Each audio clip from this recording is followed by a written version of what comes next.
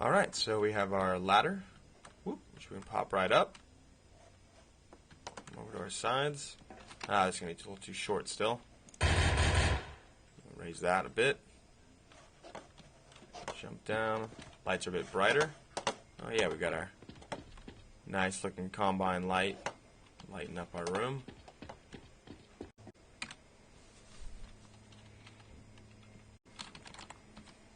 We'll add a couple of prop physics entities to our prop entity creation tool. Prop physics. Let's just place a couple prop physics objects in our level here. Maybe a couple obstructions. Yeah. Alright. Selection tool. Alt Enter to bring up our object properties page. World model browse. And certain model files will only work for certain types of props. Some model files are only static props. Some model files are only physics props or dynamic props. And there are some overrides to this, but for the most part, you're going to need to adhere to those rules.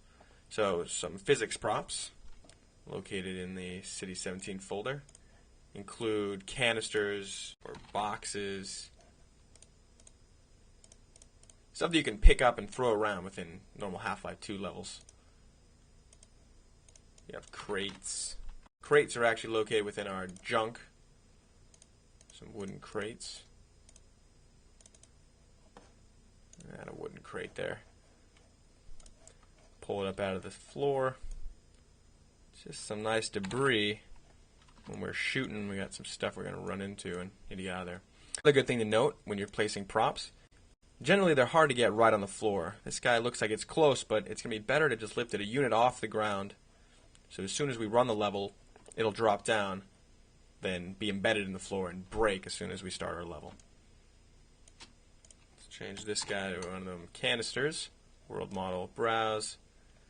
Go to City 17. Canister. Nice. I'll use this silver one with a little more contrast from our rusty walls. Again, we're going to need to pull it out of the ground. Just put it a unit or so off.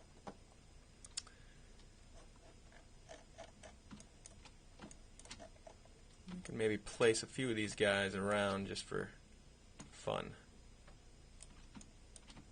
Just to get something else in our level. This guy's kind of floating there. Move it a little closer to our...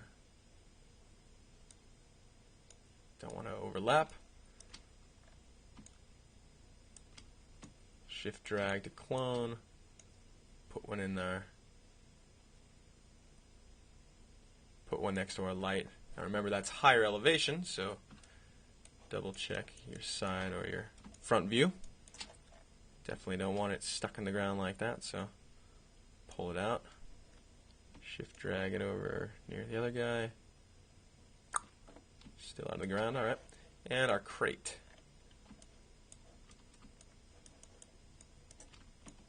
We'll just add a crate over in the other guy's territory there. Alright. So I think our Counter-Strike level here is worthy of at least another run through. Get some bots in there. Next we'll go into Half-Life 2. And we'll explore some more functionality in entities and how we can link them together, some cause and effect relationships, and, you know, do something a little different than just an indoor box level. We'll investigate different ways to do skies. We'll be able to trigger some events.